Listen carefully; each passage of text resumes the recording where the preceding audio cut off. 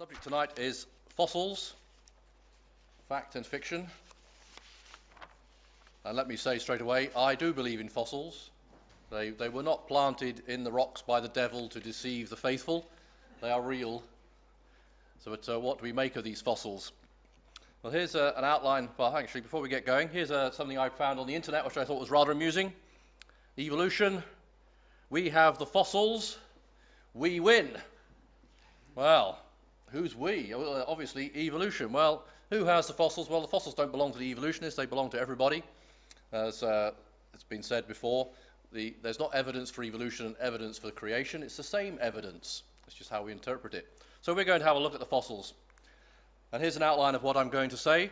We're going to have a quick overview of the fossil record, what's actually there, some broad brush, if you like, of the features of the fossil record, and some of the patterns in the fossil record. Of course, we can't talk about fossils without discussing transitional fossils.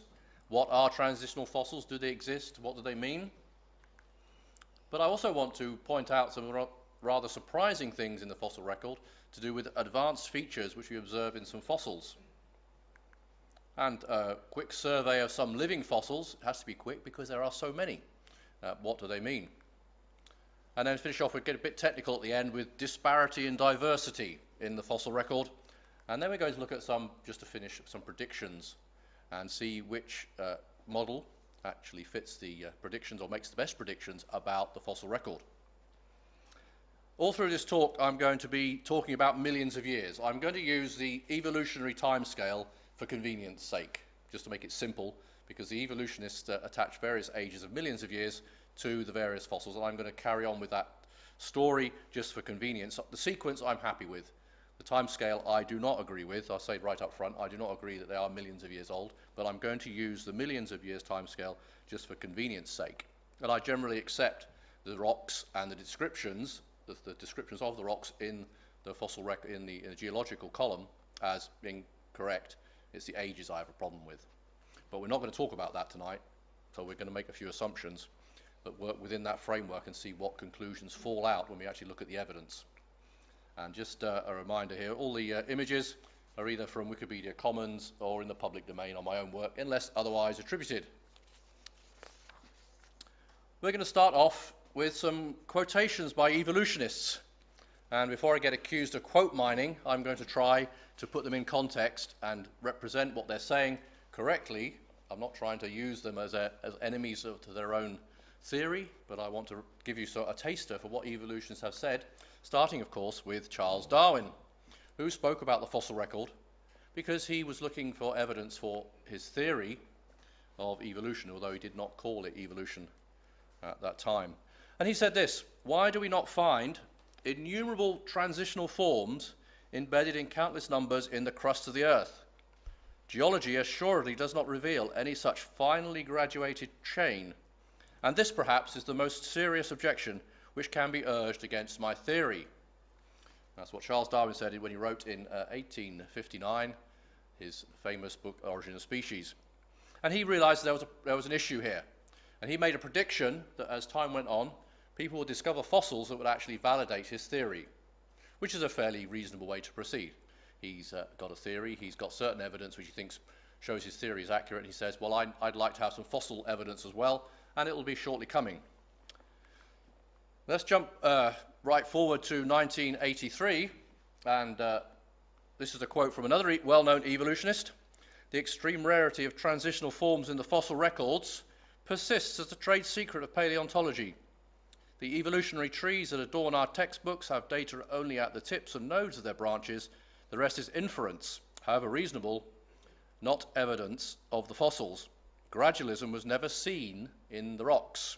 That was Stephen Jay Gould who said that. And he was saying that basically because he was proposing another solution to the problem of the lack of transitions that Darwin had predicted.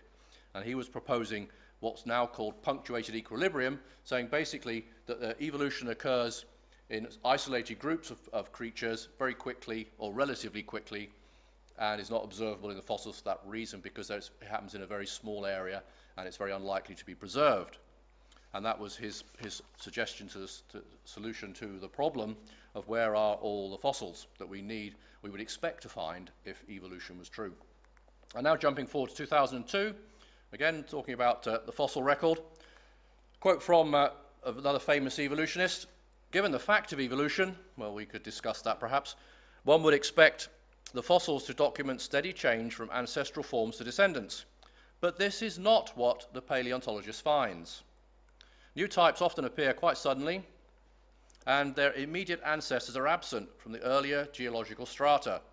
The discovery of unbroken series of species changing gradually into descending species is very rare.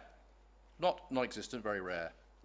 Indeed, the fossil record is one of discontinuities, seemingly documenting jumps, saltations from one type of organism to a different type." That's Ernest Mayr, who wrote this in 2002 in a book called What Evolution Is, on page 16 of that book. A very revealing quote. He admits there's still a problem. We still have very little evidence for the kind of gradual transitions that we expect. But he does go on to say, and to be fair to him, he goes on to say there are some examples that he quotes which he thinks demonstrates that there are actually transitional fossils. And he quotes therapsids transitioning to mammals, Archaeopteryx, whale evolution, human evolution even. And I've spoken previously at this group on human evolution and whales. I've mentioned bird evolution as well, but we'll look again at Archaeopteryx actually. And the subject of therapsids to mammals is a very fascinating one, which will be left till later. I haven't got time to cover that today. So, three different evolutionists quoted for you to demonstrate that actually their expectations are not met when they look at the fossil record, which is quite interesting. But they do say there is some evidence, and I'm going to look at that evidence as the evening goes on. But just now to have a quick look at the fossil record, basically we're talking about rocks, different layers of rocks, and there are three main eras of rocks in which the fossils are found. Most of the fossils are only found in these types of rocks, divided up into 15 periods or series, depending on how you divide them up, different schemes for dividing them up. And here's a representation of the geological column, if you like, showing these three eras. There's the Paleozoic, which means ancient life. There's the Mesozoic, the middle life, and the Cenozoic. And each period has characteristic fossils, which help us to recognize which interval of time we're looking at. And this is a very useful system, which was actually pretty much worked out before Darwin had written his book, Origin of Species. But these represent the last 500 million years of geological time. And below that, there are very few fossils, although the Precambrian rocks do have a few fossils. So that's an overview of where we find the fossils. And I want to think briefly about patterns that we see in the fossil record, a different representation of the geological column. And here we have the black lines of different widths are various large major groups of creatures, phylums or phyla or classes or orders of creatures, as we find them in the fossil record. And some fossils are found all throughout the geological period, like, for example, the brachiopods or the bacteria. The big one in the middle is the bacteria. Somebody said actually we're still in the age of bacteria. We've always been in the age of bacteria, and we'll always be in the age of bacteria because they're the most predominant life form on this planet. Interesting. That was Stephen Jay Gould, by the way. Interesting perspective. But there are, of course, some that we recognize quite readily, like the trilobites here, which appeared for a short period of time, or relatively short period of time. The trilobites appeared in the Cambrian, disappeared by the Permian. And we have the placoderms, very interesting group of fish, which are now extinct. But some of the earliest fish were placoderms, but they lived mainly during the Devonian times. And we have the dinosaurs, of course, which were Mesozoic life. They existed pretty much during the Mesozoic period, although predominantly actually in the Cretaceous. And most of the really interesting dinosaurs were actually not Jurassic. So Jurassic Park and all that is a load of rubbish, by the way. It should be Cretaceous Park. But obviously the people in Hollywood didn't think it had quite the same ring to it, so they called it Jurassic Park. But that's a little aside. So basically what we're seeing here is we have different groups of animals, different types of animals appearing, and some disappearing, and some spreading out into larger groupings of animals. And we also find in the fossil record at least 4 what are called mass extinction events, where for some reason unknown, or sometimes they think they have some pointers as to why this was, there's a large number of creatures are wiped out by a mass extinction event. The first one was in the Devonian period. The second one was in the end of the Permian, which wiped out the rest of the trilobites, finished off the trilobites. There's another mass extinction in the Triassic, early on in the Mesozoic era, and another major extinction event in the Cretaceous, which wiped out the dinosaurs. So what we're seeing actually is a pattern of appearance, and then stasis, where things sort of pretty much continue as they were for a while, and then extinction. And that's what you find in the fossil record. And I want to explore a little bit this fact of appearance. In fact, what we're finding is, in fact, sudden appearance of different groups of animals. And I could pick any number of different groupings of animals to try to illustrate this, and I've just picked one, the ichthyosaurs, which are basically marine reptiles that existed approximately the same time as the dinosaurs in the Mesozoic. And they appear in the fossil record all of a sudden, with actually no intermediates and no ancestors. And here's a couple of fossil pictures of ichthyosaurs.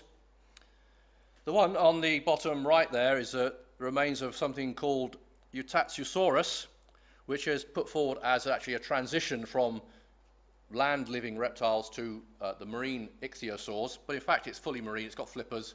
It has some features which are considered to be a little less advanced than some of the later ichthyosaurs, but essentially you wouldn't know the difference looking at it superficially, and the differences are fairly minor, and it doesn't really qualify as a transition because it's fully adapted to its aquatic mode of life.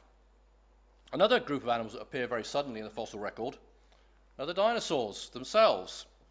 And when you start doing research into dinosaurs, you say, well, what was the first dinosaur? Where did it come from? What kind of evidence do we have for the transition of dinosaurs from the early reptiles? If dinosaurs are reptiles, that's a debatable point. Well, there's Eoraptor, dawn thief, I think that translates as, was considered to be, if not the first dinosaur, one of the first dinosaurs, one of the early dinosaurs.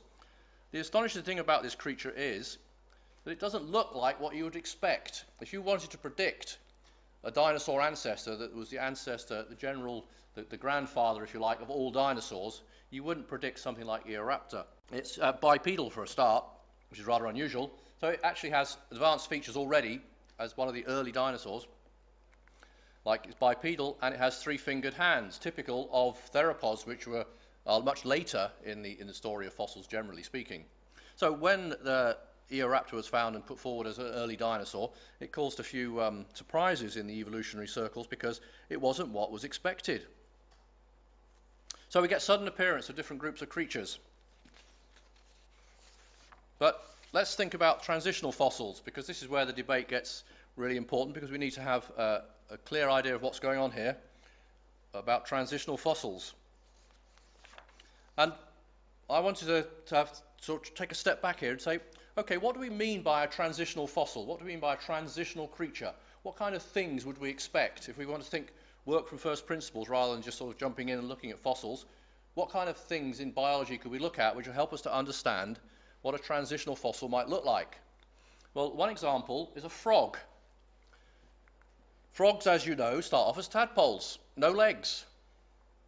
And they're missing several other features as well. They're basically swimming around in the pond like a rather odd-looking fish, but not very much like a fish at all, really. But they have no legs, a large tail, and swimming around. But after a few weeks, they start to grow legs, so they're transiting from a creature with no legs, swimming around in the pond, to a creature which has 4 legs, and the tail gradually gets shorter and disappears until you end up with a frog. Now, that is a transition from tadpole to frog. So this giving us, we're looking for a kind of model, a biological model to guide us when we're looking at transitional fossils. It gives us an idea of what we should be looking for. Another example is barnacles. Barnacles are a very interesting creature. You've almost certainly walked all over them, and you probably thought they were just mollusks, but they're not mollusks. Barnacles start off looking somewhat like this. This is one stage in the barnacle lifestyle. It's basically a free-swimming larval stage that swims around in the sea like a very small fish. Well, not even like a very small fish, but a very small swimming creature. Swims around and ends up settling down on a rock and turning into these things, barnacles all over the rock. So here we have another transition which actually we can observe in biology, which gives us an indication of what we might expect when we're looking for transitional fossils. But the last example I've got is perhaps the most interesting. It's a flatfish. Now, if you know anything about flatfishes, and this is an example of the summer flounder, thanks to P.Z. Myers. I don't know whether this is actually his picture, but I copied it off his website, so I'm crediting him with it because he didn't credit anyone else. So anyway, here we have a picture of the summer flounder as a larval stage, small, almost microscopic at this stage when it first hatches out of the egg. And as time goes on, it gradually transforms, grows larger, and starts to change shape from being sort of normal fish shape to becoming flatter. And most importantly, the eyes move round, so instead of having an eye on each side of its head, it has both eyes on one side and it turns into a flatfish. And there we have another biological transition which we can actually observe taking place in nature. So if we're looking for fossils to demonstrate how the early fishes turned into flatfishes, we have some indication of how it would work here. And this is a very interesting example because last year, 2008, there was an article in Nature about this creature called Heteronectes, the first a transitional stage from ordinary fish to flatfish, published by Mr. Friedman in Nature. There's the reference for you if you want to look it up. And here we have a diagram of the fish showing both sides. And as you can see, the eyes are in different places. On one side, the eye is more or less in the normal place. On the other side, the eye is very near the top, but not on the other side. There's an eye on each side, but it's asymmetric. The orbit region of the skull is strongly asymmetrical, as the author said. And what's most remarkable is that it hasn't completely gone round to one side, but it looks fairly like an ordinary flatfish except for that. And here we have an intermediate stage between normal fish and flatfish in the fossil record. And you can try and argue about it, but if you look at the report, it seems to be a fairly good example of a transitional form, and I'm going to accept that as a transitional form. And basically, you can look at the modern flatfish and modern fishes that exist, which are flattish, like the examples that are given by Friedman in his paper. There's Trachinotus, which is a living fish on the left-hand side. There's the fossil Heteronectes. In fact, they had two different fossils which had the same features. They're both given there. One is Amphisteum.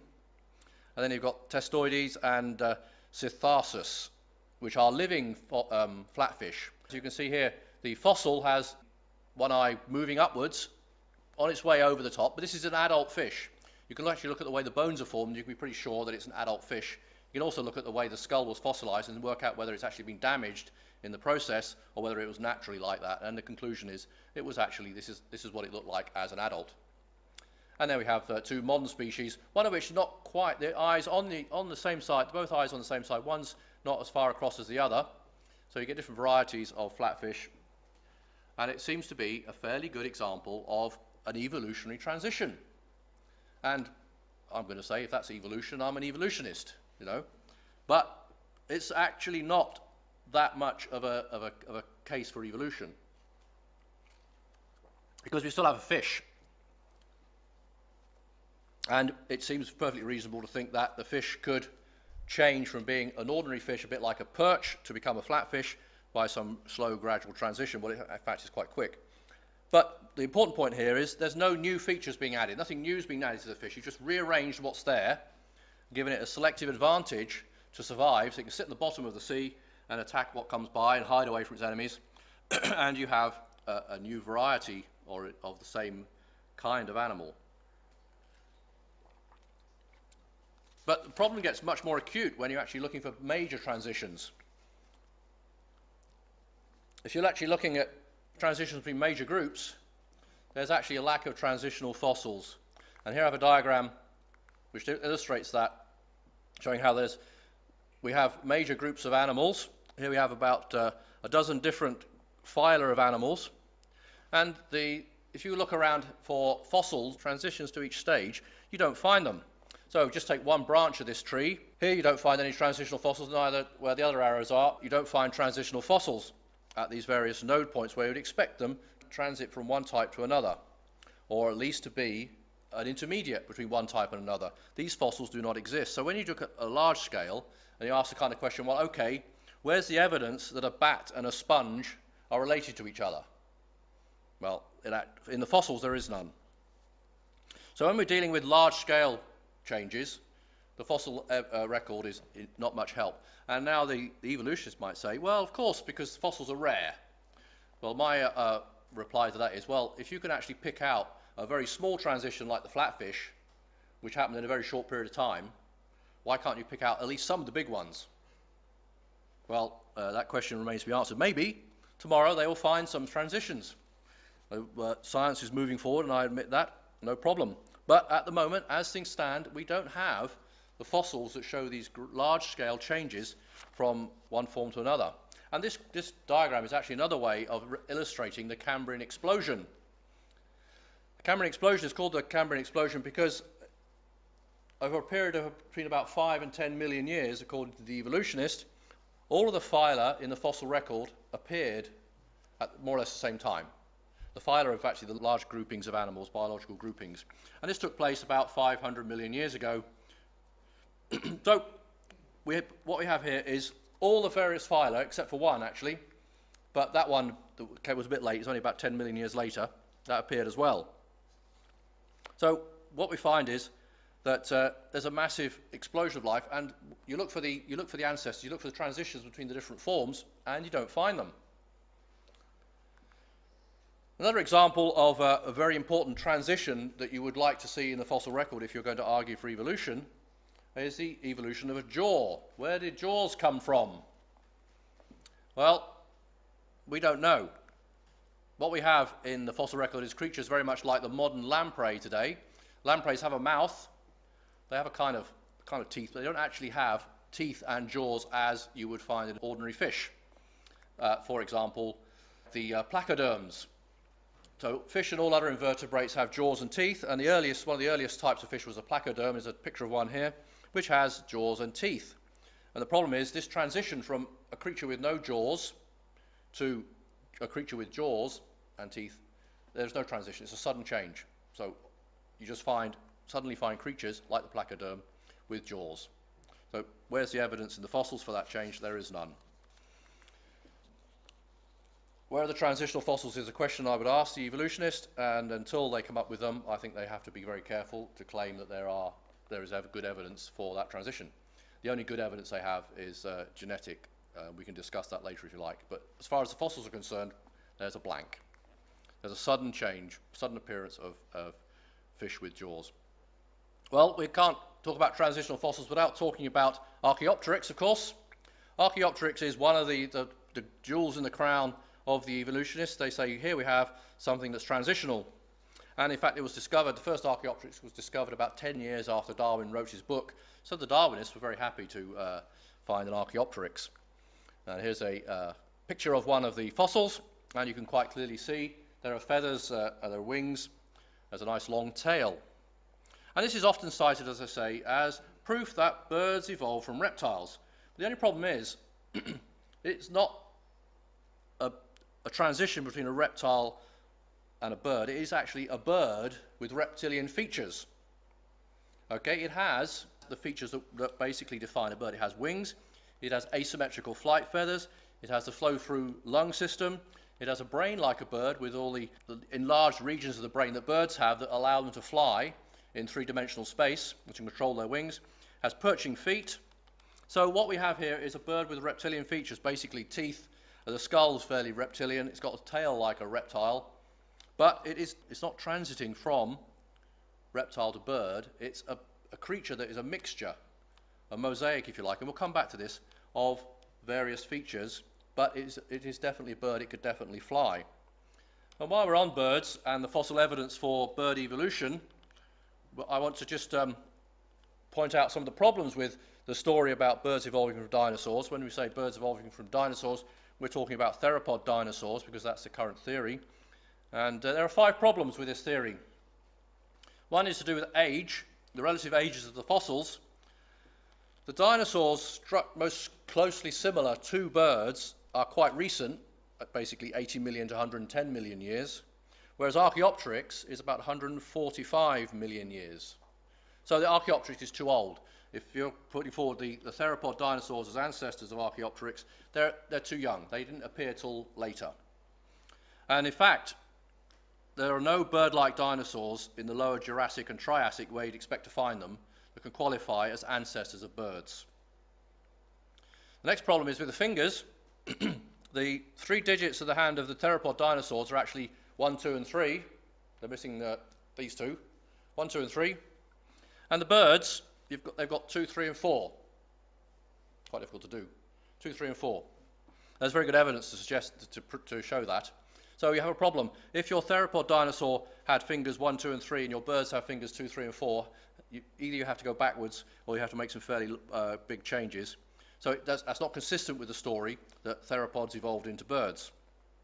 The next problem is the teeth. Archaeopteryx has teeth. It's a toothed bird. But it's not got teeth like a theropod. Theropod teeth are actually curved and flattened and have serrated edges. Archaeopteryx teeth are just like pegs. Not at all like theropod teeth. Next problem is the shoulders. To be a bird to fly, you have to have large wings and quite strong muscles to move your wings up and down. And if you look at the shoulder and the attachment of the arms or the wings to a theropod and compare it with the wings attached to the shoulder of a bird, the structures are all wrong. In fact, the theropods tended to have limbs, front arms that were becoming smaller and shorter and less powerful, whereas the birds, of course, your arms are getting longer and more powerful so you can fly. So it's going the wrong way. And the last one is a problem of aerodynamics. Most of the experts who've looked into this, looked at the aerodynamics of birds and flight, consider that it's almost impossible to go from the ground up. You have to be a creature living in a tree and start to glide, a bit like, if you like, the flying squirrel or other flying mammals who basically glide. They jump out of a tree and they fly, or they don't fly, they glide. So there are 4 main problems for the story of birds evolving from dinosaurs. It's not me that's saying this. This is Ernst Mayr again in his book, What Evolution Is. He's actually saying, look, this is the big reason why the story of dinosaurs to birds doesn't work. So he's not saying it didn't happen. He's not saying that birds didn't evolve. He says, yes, I believe birds evolved, but I haven't got any fossils to show you how it happened. So that's the situation with birds. But of course, if you've been following the story with the fossils, the big story is the tetrapods. How did we end up with 4 limbs? If you're a human being, 2 arms, 2 legs. If you're any other, well, most of the vertebrates have 4 limbs. So we're talking about tetrapods, animals with 4 limbs. The earliest tetrapod was a creature called Acanthostega, and here's a picture of him. Interesting sort of newt-like creature. It wasn't very newt-like because he was about, if I remember correctly, over 1 meter long, so quite large. And this is the earliest tetrapod that we find in the fossil record. And the story at the moment goes that there is a creature called Tiktaalik, who was a transition from a creature like Panderichthys, who was basically a transition from very fish-like animal called Eusthenopteron. Now these pictures look quite good, but you have to remember they are pictures, they are reconstructions based on fossil evidence. And you have to be careful sometimes, because when you're looking to demonstrate evolution, you can make your creatures look a bit more like a tetrapod than perhaps they ought to be. And to just illustrate that, I'm going to actually look at some of the evidence in a bit of detail for this particular transition. So Tiktaalik was published in Nature in 2006. Here's the title of the paper, The Pectoral Fin of Tiktaalik rosei and the Origin of the Tetrapod Limb, written by Shubin and his colleagues in 2006. And they produced some interesting work, and it's a nice diagram of their evolution of the tetrapod limb. In fact, the front limb, because we're talking about the front fin, the pectoral fin. And here we have our 4 creatures. Here's the fish, here's Panderichthys and Tiktaalik and Acanthostega. And you can see the reconstruction of the bones of the fins. This variety of fish had bones in their fins, arranged in different ways. And if you look where the circles are, you can see that Panderichthys has nothing beyond a few sort of stubs of bone, whereas Tiktaalik has got little bits sticking off the end of a bone called the ulnar, not the ulna, the ulnar. And it's suggested that these are the beginning of fingers in the tetrapod limb, or toes, if you're walking around on all 4s. So that was 2006, and I've done a few diagrams to illustrate this in a bit more detail. Here is Eusthenopteron, and here we have Acanthostega, and in the middle we had up until recently you had Panderichthys, and in 2006 Tiktaalik came in and nicely filled the gap between Panderichthys and Acanthostega. So you can actually see, if you look at the ulnar bone, which is the purple one, you can see it gets a bit smaller when you move to Panderichthys, and it gets even smaller in Tiktaalik, and it almost disappeared in Acanthostega. And here you have the bones which were suggested could be evolving towards the fingers. So, quite a nice story. Until December this year, when somebody called Boisvert, or if you're English, Greenwood, published endoskeleton of the pectoral fin of Panderichthys, and I call this Panderichthys punches back, because suddenly Panderichthys has changed its status, because this team led by Madame Boisvert, she did a few CT scans, and she discovered that actually on the end we have some smaller bones, which you can see here edge on, and right next to it you can see from the view from the side, and suggested that these small bones were actually what was going to be evolving into digits. But please note, that's why I've got the side view here, a copy from the paper that's published in Nature. These are flat bones. They're plate-like bones all the way through the fin. They're not cylindrical like your finger bones. Our finger bones, our digits and our toes are cylindrical. So these are flat bones inside the fin, stiffening the fin. So things have changed as recently as December last year. And here we have the diagrams from the same paper with the same 4 species of creature. And note now that Panderichthys has somewhat changed the picture. And if you compare the 2 diagrams from 2006 to 2008, some very interesting things come out. Now look particularly here where the red circles are. In 2006, Panderichthys looked fairly un-tetrapod-like, and now in 2008 it looks much more tetrapod-like, and this large ulnar was actually broken up into smaller parts when they analysed it more carefully using a CT scan. So it's kind of a cautionary tale, because you get something published and it looks good, it fits in a nice story, and suddenly somebody comes along and reanalyzes gets another fossil, has a look at it a bit more closely, and the story changes. And if you go back to the diagrams of the fins of these fish, or these creatures, you have here the transition again, and Tiktaalik is there next to Acanthostega, and Panderichthys in the middle here. And this is the new data from Panderichthys, with these plate-like bones which have been separated out, teased out if you like, from the ulnar. And now the ulnar, instead of going in a nice smooth transition, it gets smaller, then it gets bigger again. So you might wonder actually if they're out of order. Now there's reasons why you could argue that Tiktaalik belongs closer to Acanthostega, because it has actually got features which are not usually found in the fish but are found in tetrapods, like for example it has a neck, which fish don't have, not as such. A fish cannot move the head independently of the body, it's basically stuck to the body. They can twist around a bit, but they don't have a neck like we do, move your head from side to side, hold your body still. And Tiktaalik could do that. But as Boisvert actually admits in her paper, it complicates the picture somewhat. There's no smooth transition now from the fish to the tetrapod. And more importantly, we're talking about tetrapods here. Up until now, I've been talking about the pectoral fins, the front legs. So we'll be looking at the fins and looking at the front legs of Acanthostega. What about the back legs? Here's a diagram again from Nature in April 2006, which accompanied the article about Tiktaalik. A nice evolutionary transition marked out for us, diagrammatically from the fossil evidence, but look at the back legs. I've blown up actually Acanthostega and Tiktaalik to point out that here we have a back leg, which has got lots of bones which you would expect to find in the rear leg of a tetrapod, and here you have the fin of Tiktaalik. So evolution seems to have forgotten the back end. So only the front end is evolving. There's actually still a massive difference between these fish-like creatures with rather stronger fins than you would normally expect on a fish, and tetrapods.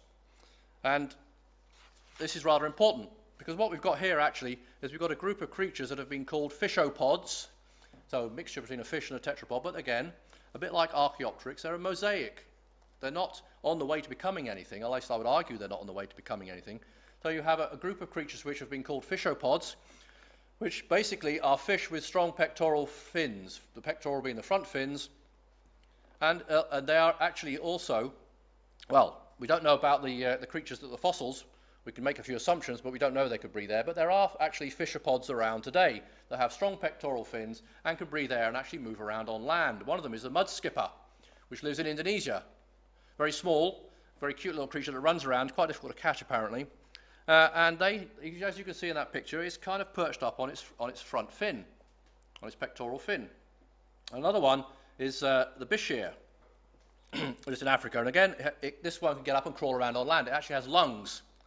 It actually can breathe air like an air-breathing tetrapod. But it isn't a tetrapod, it's a fishapod. It's got fins which are stiffened, which allow it to stand up.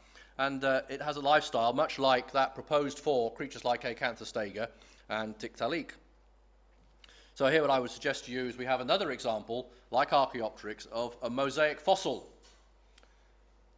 or a chimera. Chimera based on the mythical fire-breathing monster, which is a mixture of a lion, a goat, and a serpent, or a snake. And there are a number of creatures which fit this description. Basically, they're a mixture of features, like the fishapod, like Tiktaalik, like the therapsids, actually, the mammal-like reptiles. They're not reptiles, they're not mammals, but they have features of both. And reptile-like birds, like Archaeopteryx. And possibly also feathered dinosaurs. And there again, the jury's still out on feathered dinosaurs. Were they really feathered or were they not? There's a bit of debate still about that. And there is one living example of a mosaic creature, and that is the platypus that we all know, which is has a mixture of features, some reptilian, some mammalian. So there are creatures around. There have been creatures in the fossil record which we could classify as mosaic fossils. But the important thing about them is, well, I don't believe they are transitional.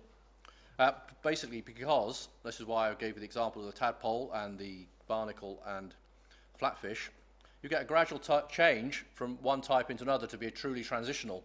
You have to have something you start from, you've got a midway point or several midway points, and a finished article. And the problem with a lot of the transitions, you don't have that, you can't show that sequence. You certainly can't show it with Archaeopteryx. And then you get the mosaic creatures, which actually are a mixture of characters, where you have Archaeopteryx, which has bird-like characters. It has fully developed feathers. It has wings. It breathes like a bird. It flies like a bird. But then it also has a tail like a reptile and a skull like a reptile. But it's not on the way, it's not a transition between a reptile and a bird, because the features that you find that are reptilian are fully reptilian. The features you find that are bird-like are fully bird-like. And the same could probably be said of the fishopods. So I would actually argue that there are no good transitions for the large changes that you would expect evolutionists to be able to point to.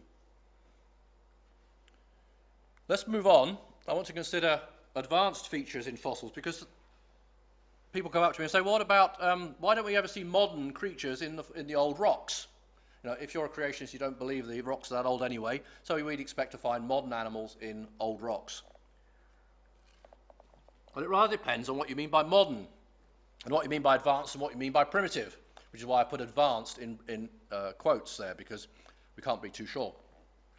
But under this section, I want to look at two creatures. One is the trilobite, the good old trilobite that lived 500, 400 million years ago, and another one, which is a Devonian fish, is actually a placoderm, both of which had rather advanced features. First, the trilobite, and here's the trilobites had amazing eyes. They basically had calcitic compound eyes made out of calcite. And here's a picture of Redops, and its eye is composed of lots of small lenses with a doublet structure, which allows it to have sharply focused images without actually changing the shape of the lens. So it's got two different densities of calcite put together to make a lens that focuses accurately. And this is an incredibly advanced bit of optics, and optical scientists can make lenses that are equivalent to the trilobite lenses. But remember, this creature appeared from nowhere 500 million years ago and had very advanced eyes. So here is a creature which is essentially your modern fossil in an old rock, if you're going to put it in an evolutionary time frame. The other one that I want to look at is Metaphyses attenboroughi, this was published in Nature 2008, again quite recently. But just before we get there, most fish lay eggs, as you know, but actually quite a lot of fish give birth to live young. The sharks and the rays give birth to live young. They don't lay eggs, so the young are born swimming around. And this is considered to be an advanced feature. You know, you don't start off laying an egg is much easier than actually having a baby fish grow inside you. You need a lot more plumbing, as it were, and here's a diagram of what you need. And here, this is actually a diagram from Nature in 2008, showing you what they found, a reconstruction of what they found, and what they found was that in a 380 million year old fish, they had what appears to be uterus with an embryo attached by an umbilical cord to a yolk sac. And this is essentially what you find in modern sharks. But remember, this is 380 million years ago. So we seem to have, again, a very modern creature in some old rocks. Metaphyses was basically a modern fish in the Devonian era, when you didn't expect to find them. So I would suggest that actually, when we look at the fossil record, we find advanced features unexpectedly against the predictions of the evolutionists. We're going to come back to that later, though. I just want to spend a bit of time thinking about living fossils, basically examples of morphological stasis. That was mentioned by some of the evolutionists I quoted earlier. Basically, when we talk about morphology, we're talking about the shape of the body, also the way the bits and pieces that are attached, and how they're attached, and the way the animal is basically put together, the body plan, if you like. So let's have a look at some living fossils. Now, I could spend a long time talking about living fossils, because there are so many living fossils. Here we have our geological column again with the evolutionary timescale from about 500 million years upwards. And we have many different living fossils. Here is one, was in the news today, I saw. Maybe not on the television, but on the internet anyway. And we have a tree, we have a couple of fish, and another creature with a shell. Well, let's go through some of these. First one is Wollemi pine. The Wollemi pine, we're told, can be found as a fossil 100 million years ago. And it's in Australia, recently discovered in Australia, thought to be an extinct species of pine. It's equivalent, basically, of finding a dinosaur wandering around in your back garden. And here's a pine tree, which, according to the traditional interpretation, has been extinct for 100 million years. And here is the tuatara, which is in the news today, is one 111 years old, just fathered a brood of babies, with, I think the mother was 80 years old. So, quite good, really, for what essentially is a living fossil. It hasn't changed in 150 million years. It's a very odd creature, the only one left of its kind. It has some very interesting features, including a very pronounced third eye, and a number of unique features which only it has. But it is essentially a living fossil. It has not changed significantly in 150 million years. Another one is the cockroach. It's been around for about 200 or 300 million years, depending which species you look at, and some of them are very big. So the cockroach, again, is another living fossil. Perhaps the most well-known one is the coelacanth, supposedly been around for 300 million years and considered to be extinct for about 100 million years, and then rediscovered in the Indian Ocean, swimming around. Well, it's actually rediscovered in the marketplace because people were eating it for supper. Interestingly, the coelacanth is quite interesting because it was considered at one time to be the best candidate for a transition from a fish to a tetrapod, until they found a live one and looked at actually how it was put together, and all of a sudden it didn't work. So that's an interesting story all on its own, which I haven't got time to go into. But it did prove, again, that some of the theories put forward were wrong. Another one is a horseshoe crab.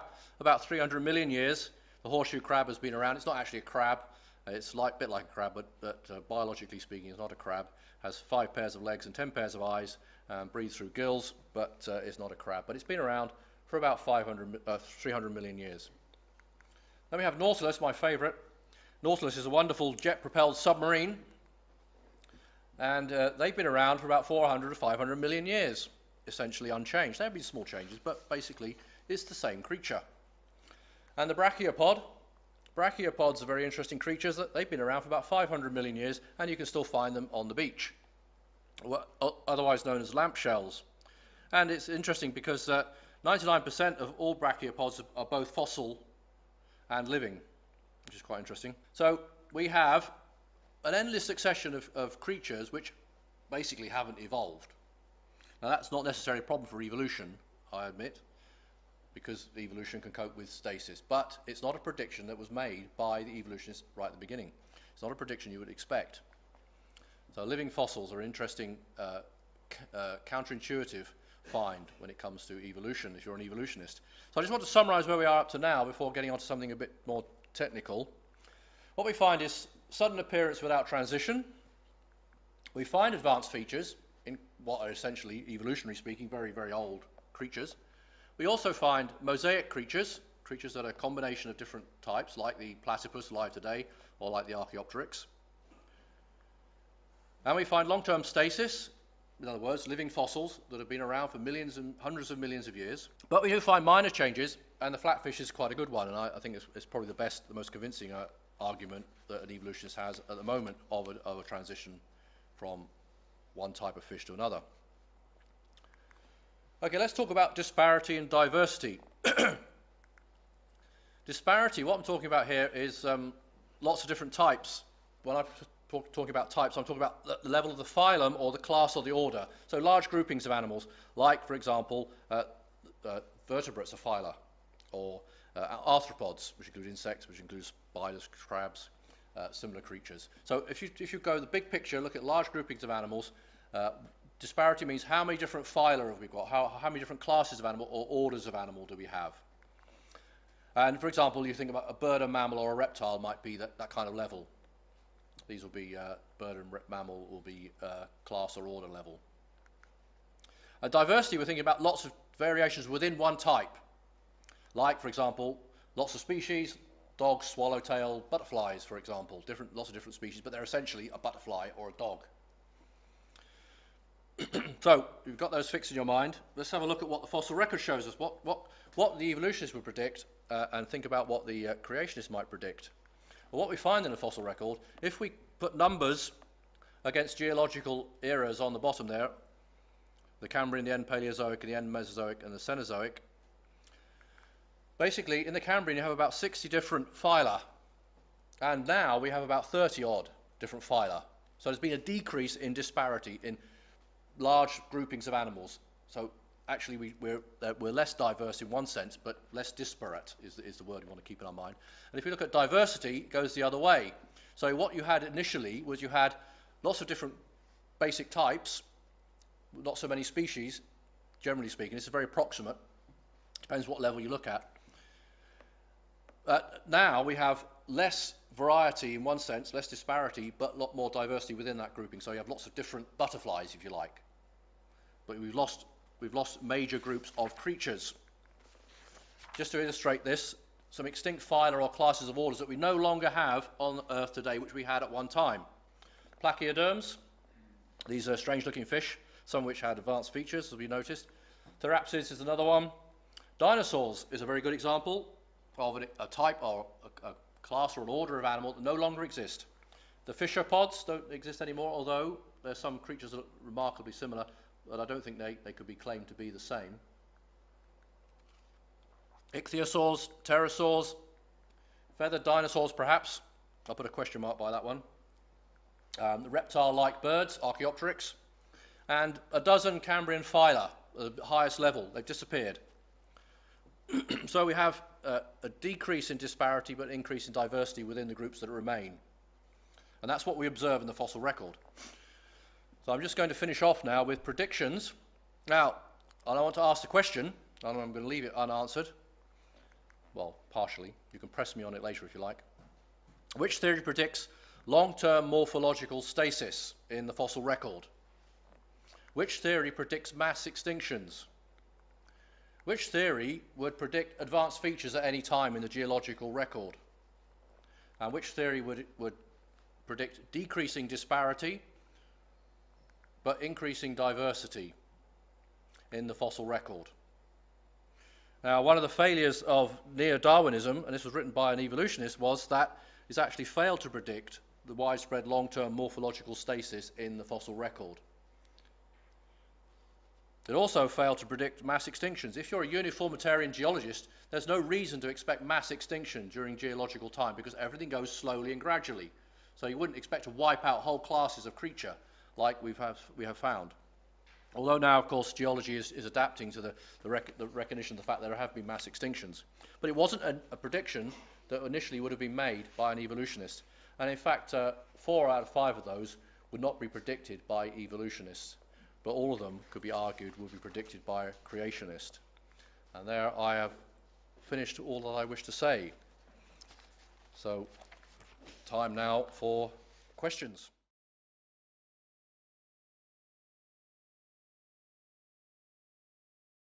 Disparity and diversity in the fossil record, and then we're going to look at just to finish, some predictions and see which model actually fits the predictions or makes the best predictions about the fossil record.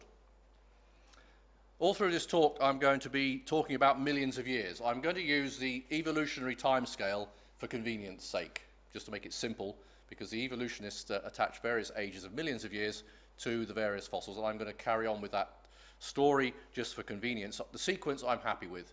The timescale I do not agree with. I'll say right up front, I do not agree that they are millions of years old, but I'm going to use the millions of years timescale just for convenience sake. And I generally accept the rocks and the descriptions of the rocks in the fossil record, in the geological column, as being correct. It's the ages I have a problem with. But we're not going to talk about that tonight, so we're going to make a few assumptions that work within that framework and see what conclusions fall out when we actually look at the evidence. And just a reminder here, all the images are either from Wikipedia Commons or in the public domain on my own work, unless otherwise attributed. We're going to start off with some quotations by evolutionists.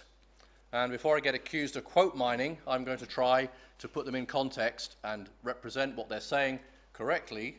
I'm not trying to use them as enemies to their own theory, but I want to give you a taster for what evolutionists have said, starting, of course, with Charles Darwin, who spoke about the fossil record because he was looking for evidence for his theory, isolated groups of creatures very quickly, or relatively quickly, and is not observable in the fossils for that reason, because it happens in a very small area and it's very unlikely to be preserved.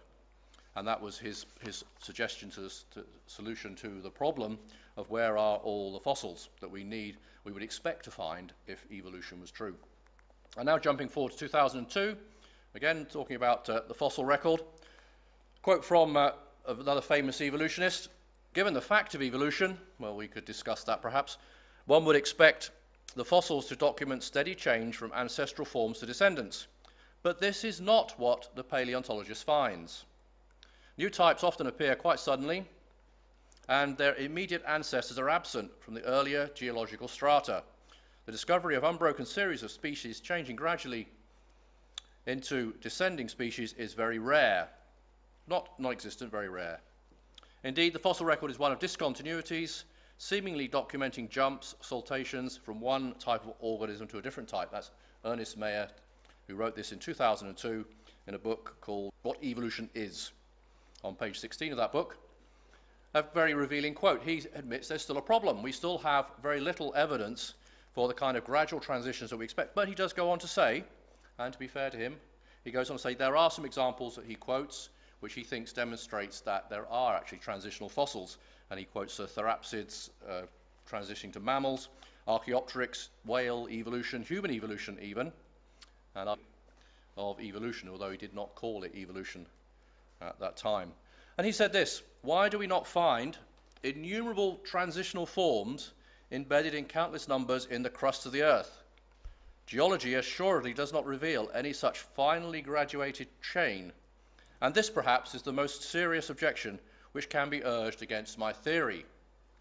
That's what Charles Darwin said when he wrote in 1859 his famous book Origin of Species. And he realized there was an issue here. And he made a prediction that as time went on, people would discover fossils that would actually validate his theory, which is a fairly reasonable way to proceed. He's got a theory, he's got certain evidence which he thinks shows his theory is accurate, and he says, well, I'd like to have some fossil evidence as well, and it will be shortly coming. Let's jump right forward to 1983, and this is a quote from another well-known evolutionist. "The extreme rarity of transitional forms in the fossil records persists as the trade secret of paleontology. The evolutionary trees that adorn our textbooks have data only at the tips and nodes of their branches. The rest is inference, however reasonable, not evidence of the fossils. Gradualism was never seen in the rocks. That was Stephen Jay Gould who said that. And he was saying that basically because he was proposing another solution to the problem of the lack of transitions that Darwin had predicted. And he was proposing what's now called punctuated equilibrium, saying basically that evolution occurs in, I've spoken previously at this group on human evolution in whales. I've mentioned bird evolution as well, but we'll look again at Archaeopteryx actually. And the subject of therapsis to mammals is a very fascinating one, which will be left till later. I haven't got time to cover that today. So, three different evolutionists quoted for you to demonstrate that actually their expectations are not met when they look at the fossil record, which is quite interesting. But they do say there is some evidence, and I'm going to look at that evidence as the evening goes on. But just now to have a quick look at the fossil record, basically we're talking about rocks, different layers of rocks, and there are three main eras of rocks in which the fossils are found. Most of the fossils are only found in these types of rocks, divided up into 15 periods or series, depending on how you divide them up, different schemes for dividing them up. And here's a representation of the geological column, if you like, showing these three eras. There's the Paleozoic, which means ancient life. There's the Mesozoic, the middle life, and the Cenozoic. And each period has characteristic fossils, which help us to recognize which interval of time we're looking at. And this is a very useful system, which was actually pretty much worked out before Darwin had written his book, Origin of Species. But these represent the last 500 million years of geological time. And below that, there are very few fossils, although the Precambrian rocks do have a few fossils. So that's an overview of where we find the fossils. And I want to think briefly.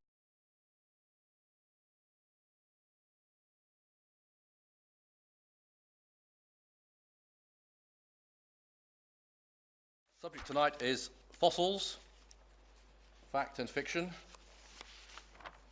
And let me say straight away, I do believe in fossils. They were not planted in the rocks by the devil to deceive the faithful. They are real. So what do we make of these fossils? Well, here's an outline. Well, actually, before we get going, here's something I found on the internet, which I thought was rather amusing. Evolution. We have the fossils. We win. Well, who's we? Well, obviously, evolution. Well, who has the fossils? Well, the fossils don't belong to the evolutionists. They belong to everybody. As it's been said before, there's not evidence for evolution and evidence for creation. It's the same evidence. It's just how we interpret it. So we're going to have a look at the fossils. And here's an outline of what I'm going to say. We're going to have a quick overview of the fossil record, what's actually there, some broad brush, if you like, of the features of the fossil record, and some of the patterns in the fossil record. Of course, we can't talk about fossils without discussing transitional fossils. What are transitional fossils? Do they exist? What do they mean? But I also want to point out some rather surprising things in the fossil record to do with advanced features which we observe in some fossils. And a quick survey of some living fossils. It has to be quick because there are so many. What do they mean? And then finish off, we'll get a bit technical at the end with